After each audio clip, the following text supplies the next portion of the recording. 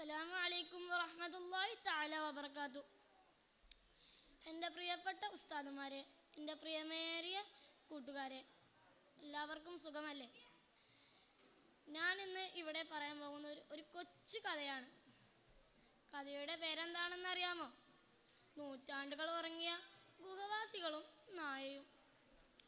ഈ കഥയുടെ ആരംഭം 2-ാം നൂറ്റാണ്ടിലാണ്. ഏഷ്യ മൈനറിൻ്റെ പടിഞ്ഞാറു തീരത്ത് സ്ഥിതി ചെയ്തിരുന്ന ഒരു പ്രശസ്ത നഗരമായിരുന്നു അഫ്സോസ്. വിഗ്രഹാരാധന നിലവിലുള്ള ആ നഗരത്തിലെ അധികാരി ദൈവധിക്കാരിയായിരുന്നു.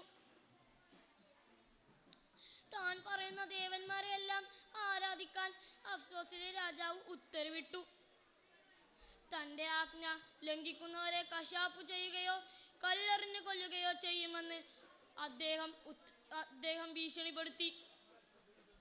പാവം ജനങ്ങൾ, നഗരത്തിലെ ഭൂരിപക്ഷവും രാജാവിൻ്റെ ആജ്ഞ അയങ്ങിയ ഭീരുക്കളായിരുന്നു. എന്നാലോ ആ നഗരത്തിലെ 7 പേർ രാജാവിൻ്റെ ആജ്ഞ അനുസരിക്കാൻ കൂട്ടാക്കിയില്ല. തങ്ങളെ സൃഷ്ടിക്കുകയും പരിപാലിക്കുകയും ചെയ്തത് ഏകദൈവമാണെന്ന് അവർ വിശ്വസിച്ചു. ഏകദൈവം മാത്രമാണ് തങ്ങളുടെ സാക്ഷാൽ ഉടമയെന്നും അതിനാൽ അടിമവൃത്തിക്കുടമയാകാൻ അർഹൻ അവൻ മാത്രമാണെന്നും അവർ പരസ്യമായി പ്രഖ്യാപിച്ചു.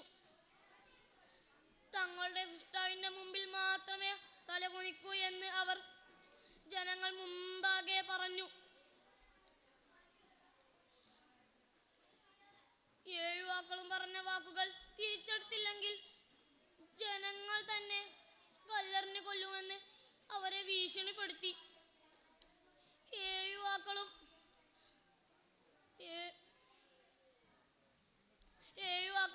രഹസ്യമായി യോഗം ചേർന്ന് സമീപത്തെ മലഞ്ചെരുവിലെ ഗുഹയിൽ ഒളിച്ചിരിക്കാൻ പദ്ധതിയിട്ടു. രാത്രിയായാൽ പട്ടണത്തിന് വെളിയിലേക്ക് ഊർന്നിറങ്ങാൻ അവർ തീരുമാനിച്ചു. 7 വാക്കളും വനത്തിനരികെയുള്ള മലഞ്ചെരുവിലെ ഗുഹയിൽ പ്രവേശിച്ചു. 7 വാക്കിൽ ഒരാൾ ഇടയനായിരുന്നു. 2 പേരോ രാജാവിൻ്റെ മന്ത്രിമാരുമായിരുന്നു. ഇടയനായിരുന്നു സംഘനേതാവ്. 7 വാക്കൾക്കും ഒരു അനുസരണമുള്ള ഒരു നായ ഉണ്ടായിരുന്നു. കാവൽ നായയുടെ പേരായിരുന്നു കിച്ച്മീർ. കിച്ച്മീറിന്റെ ജോലി അവർക്ക് കാവലിരിക്കുകയായിരുന്നു. യുവാക്കൾ പ്രാർത്ഥിച്ചു. ആകാശഭൂമിയുടെ നാഥനായ ഞങ്ങളുടെ നാഥ, നിന്നെ വിട്ട് മറ്റൊരു ആരാധനയും ഞങ്ങൾ വിളിച്ചു പ്രാർത്ഥിക്കുകയില്ല. നീ ഞങ്ങളിൽ കാരുണ്യം ചൊരിയണമേ. നീ ഞങ്ങളുടെ കാര്യം നേരാൻ വഴിയാക്കി തരണമേ. അവർ ഉറങ്ങി. കാവൽ നായയാണെങ്കിലോ ഉറക്കത്തിൽ ആണ്ടുപോയി. കാലങ്ങൾ കടന്നുപോയി. അവർ എത്ര നേരം ഉറങ്ങിയെന്ന് ആർക്കും അറിയില്ല. അല്ലാഹുക്ക് മാത്രമേ അറിയാവുള്ളൂ. ആഹാരവും പാനീയവും ഇല്ലാതെ ദീർഘശയിൽ താൽക്കാലിക മൃത്യുവിൽ അവർ ലയിച്ചു. സാധാരണ ഉറക്കത്തിൽ മറിഞ്ഞും തിരിഞ്ഞും ഉരുണ്ടും ചെരിഞ്ഞും ഒക്കെ അവർ ചെയ്തു. പക്ഷെ അതിനൊന്നും ഒരു തുള്ളി പ്രതിഫലം പോലും ലഭിച്ചില്ല. കാരണം അവർ ഇതൊന്നും അറിഞ്ഞില്ല. അള്ളാഹുവിൻ്റെ ഇച്ഛയാൽ ശ്രദ്ധയിൽ ആണ്ടിരുന്ന ഗോവാസികൾ ഉണർന്നു. ആദ്യം ഉണർന്നത് കാവൽ നായയായിരുന്ന കിച്ച്മീറായിരുന്നു. കിച്ച്മീർ യുവാക്കളെ ഉണർത്താൻ വേണ്ടി കുരച്ചപ്പോൾ അവർ ഉണർന്നു. അവർ അങ്ങോട്ടും ഇങ്ങോട്ടും നോക്കിയപ്പോൾ അത്ഭുതം തന്നെ.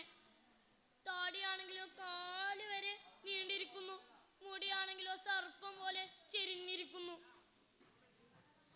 അവർ എത്ര നേരം ഉറങ്ങിയെന്ന് അവർ അങ്ങോട്ടും ഇങ്ങോട്ടും ഊഹം വെച്ചു. അവർക്ക് വിശപ്പ് അനുഭവപ്പെട്ടു. ഇടയൻ പുറത്തിറങ്ങി. അപ്പോൾ കണ്ടത് അത്ഭുതമായിരുന്നു.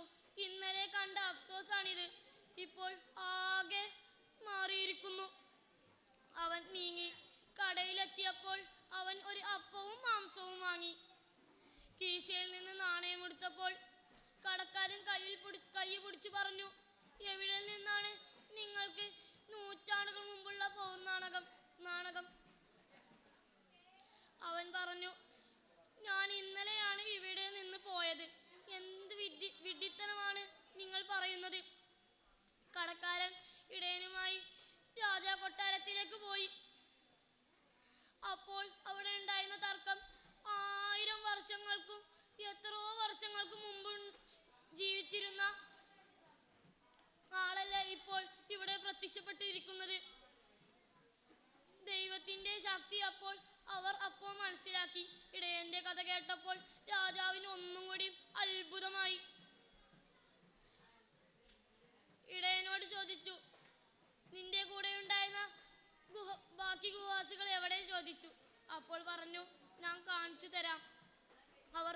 അവിടെ നിന്ന്.